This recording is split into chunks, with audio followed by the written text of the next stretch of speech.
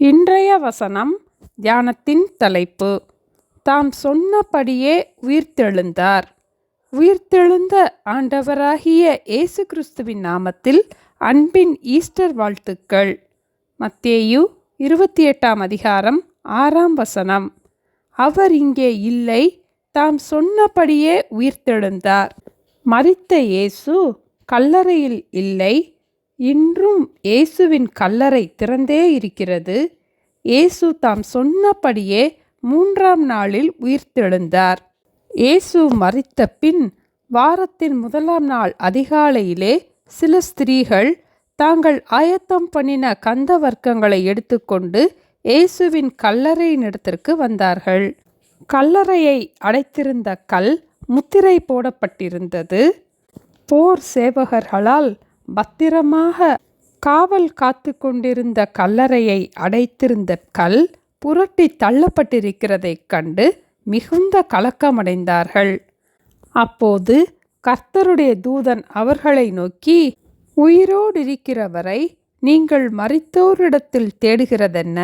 அவர் இங்கே இல்லை, தாம் சொன்னபடியே உயிர்த்தெழுந்தார். மனுஷகுமாரன் பாவிகளான மனுஷர் கைகளில் ஒப்புக்கொடுக்கப்படவும் சிலுவையில் அறையப்படவும் 3ஆம் நாளில் எழுந்திருக்கவும் வேண்டுமென்பதாக அவர் கலிலேயாவில் இருந்த காலத்தில் உங்களுக்கு சொன்னதை நினைவு கூறுங்கள் என்றார்கள். அப்பொழுது அவர்கள் இயேசுவின் வார்த்தைகளை நினைவு கூர்ந்து இந்த சங்கதிகளையெல்லாம் மற்றவர்களுக்கு அறிவித்தார்கள் என்று லூக்கா 24 அதிகாரத்தில் நாம் வாசிக்கிறோம். இன்றும் இயேசு சிலுவையில் அறையப்பட்ட செய்தியையும் அவர் மரித்தோரிலிருந்து உயிர்த்தெழுந்த செய்தியையும் நாம் அறிந்திருக்கிறோம். இயேசுவை விசுவாசிக்கிறோம். இதுபோல இயேசு தாம் சொன்னபடியே மீண்டும் வரப்போகிறார்.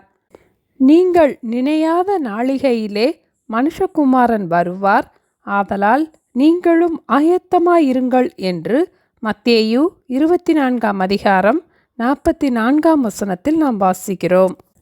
தாம் சொன்னபடியே உயிர்த்தெழுந்த இயேசு நமக்கு பிரதிபலனை கொடுக்கும்படிக்கு தாம் சொன்னபடியே மீண்டும் நியாயாதிபதியாக இந்த உலகத்திற்கு வருவார். இயேசுவை சந்திக்க நாம் ஆயத்தமாவோம், மற்றவர்களையும் ஆயத்தப்படுத்துவோம். அவர் இங்கே இல்லை, தாம் சொன்னபடியே உயிர்த்தெழுந்தார். ஜெபிப்போமா?